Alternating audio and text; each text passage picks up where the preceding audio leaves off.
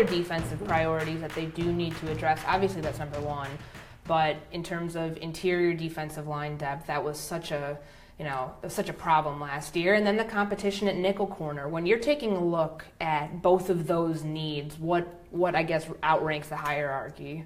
Well, I mean, at nickel corner, if Kerryon Conley's not your starting nickel, that's a problem. Mm-hmm. If he's not one of your top 3 corners, that's a problem, because you drafted him in the first round, you need him to be one of those guys. So, are they still expecting that to be kind of that competition boost that's going to provide some of their veteran guys, like we talked about in the spring? Well, I mean, yeah, he will start second on the depth chart to TJ Carey, however they listed. I mean, when they go out there probably tomorrow, and they're in their nickel package, I think you're going to see Emerson Smith and TJ Carey. They're going to make him earn his first team reps. That's assuming he's on the field tomorrow, but he's going to have to earn his first team reps. So there will be competition, but you watch the guy practice, how smooth he is, how talented he seems. If he's not a starting, or at least that nickel cornerback guy, you're going to be very surprised. So the defensive interior is where it's important. Somebody's got to emerge. I mean, who? I don't know. I mean, you've got your Jihad Wards, who's going to miss, probably maybe at least half a camp, if not more. Justin Ellis is kind of more of a run stuffer.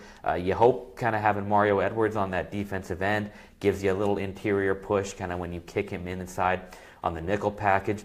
Does Darius Latham do something? Eddie Vanderdoes, can he come in and do something as a rookie?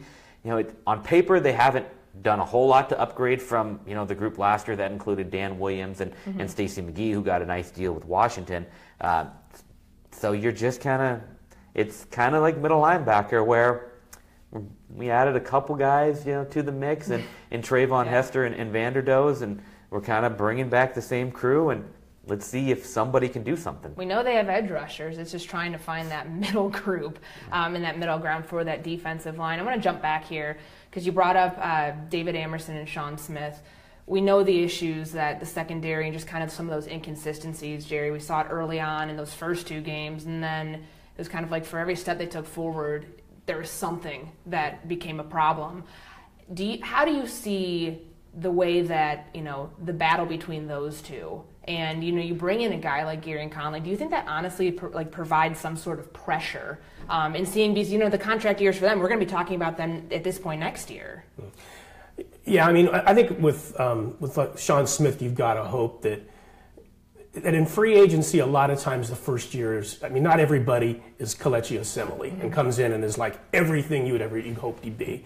You're a new team, you're a new scheme, you're living in a new place.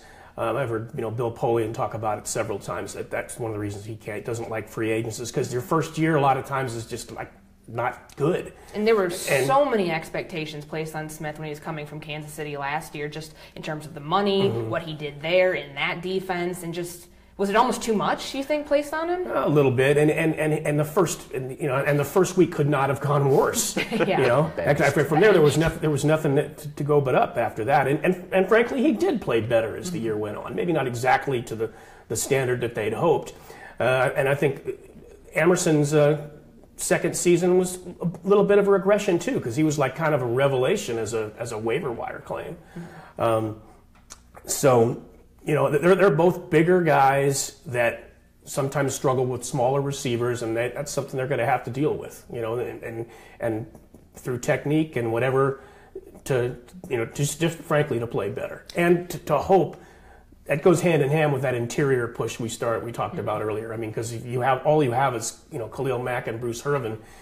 I think the 2 guys that they really, with their best hope for interior pass rush, would be Mario Edwards, who's only played in 16 of 32 games in 2 years, and the other would be Vanderdoes, a guy that has lost some weight, is in better shape than he's ever been, and may be able to provide something there.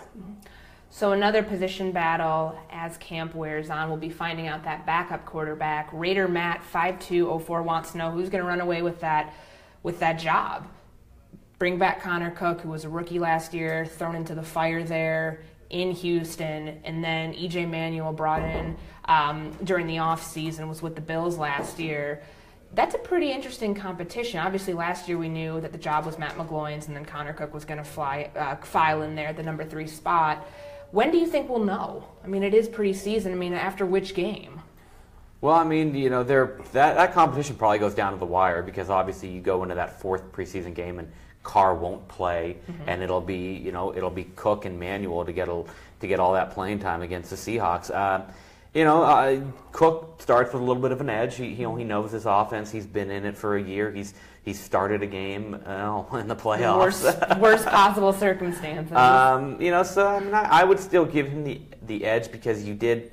They used 2 draft picks essentially on him. They swapped a pick in the 4th round with the Browns and threw in a 5th rounder to Cleveland. So they invested 2 draft picks in him. They want him to be the guy, but it was probably a smart move to go ahead and get yourself a veteran because they are in a position where last year they used 3 quarterbacks. It's not an ideal situation, but that's what they were stuck with.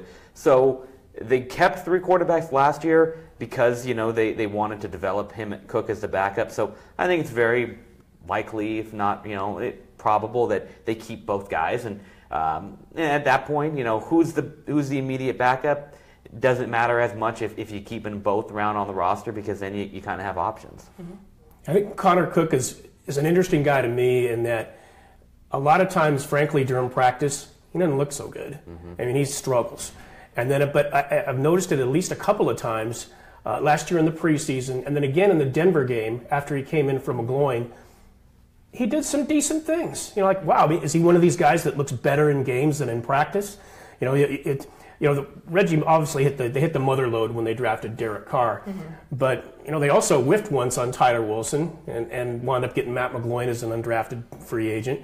And if Connor Cook doesn't beat out E.J. Manuel, then you got to say he's whiffed again.